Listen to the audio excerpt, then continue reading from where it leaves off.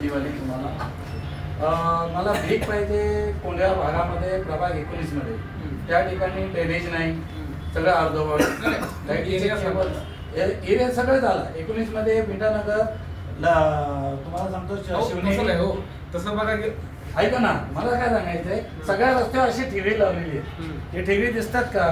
असे ठिगळे मारून जातात ना, 1-2 तास 4 तासानंतर पूर्ण रस्ता आहे तसाच होतो.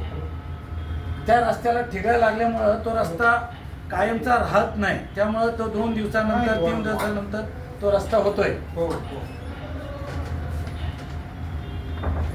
त्याच्यासाठी म्हणण्याचा उद्देश आहे, ड्रेनेज लाईनचं काम करतात. काय करतात? ड्रेनेज लाईन येतात, साफ करून निघून जातात, परत त्याची व्यासाची जी साईज आहे ती अगदी छोटी आहे आणि तिथं बिल्डिंग ही 10 फ्लोअर 15 फ्लोअर मारतायत लोक, आणि त्याचं जे ड्रेनेजचं मल जर बाहेर पडायची ती जागा छोटी आहे.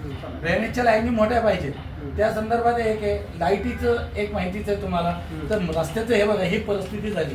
कोंढवा म्हणजे ही परिस्थिती. ज्या ज्या ठिकाणी तुम्ही या तिथं रस्त्याला खड्डा नाही किंवा रस्त्यावरती पॅच मारून गेलेली नाही. आणि तिसरी मुद्द्याचा बाब आहे, तुमचे मी नाव घेऊन सांगतो, सूरज पवार आणि तो बाबू, ही लोक तिथे येतात. आता तुम्हाला मी 10 वेळा कंप्लेंट केलेलं आहे. आता ते कंप्लेंट नाही तर रॉकेल आणून मी माझा जीव देईन जर त्याच्या त्या भागात काम जर झालं नाही. त्याचं कारण सांगतो, आतापर्यंत मी इथपर्यंत आलोय, याच्या पुढची पावलं उचलून घेऊ नका ही मी तुम्हाला विनंती करतो. तो बाबू एक आहे, फोन आला की पैसे जो देईल त्याच्याकडे गाडी घेऊन जातो, हे खरं आहे. त्याची कंप्लेंट लिहून रायटिंग मध्ये आणलेली आहे. दुसरी बात आहे, तर्वी सरांना मी 2 महिन्यापूर्वी तुम्हालाही काल फोन केला.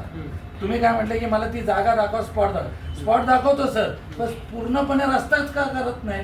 तिथंच अख्खा रस्ताच खोदलेला आहे ना, ड्रेनेजचं लाईटचं हे करून ते ठेवलेलं आहे. आणि त्यातून पावसाची जी वरतून आलेली माती, वाळू, दगडी सगळे रस्त्यावर येऊन थांबले, त्यामुळे रोगराई वाढण्याची शक्यता आहे. ते एक तुम्हाला पत्र मी पाठवलेलं आहे.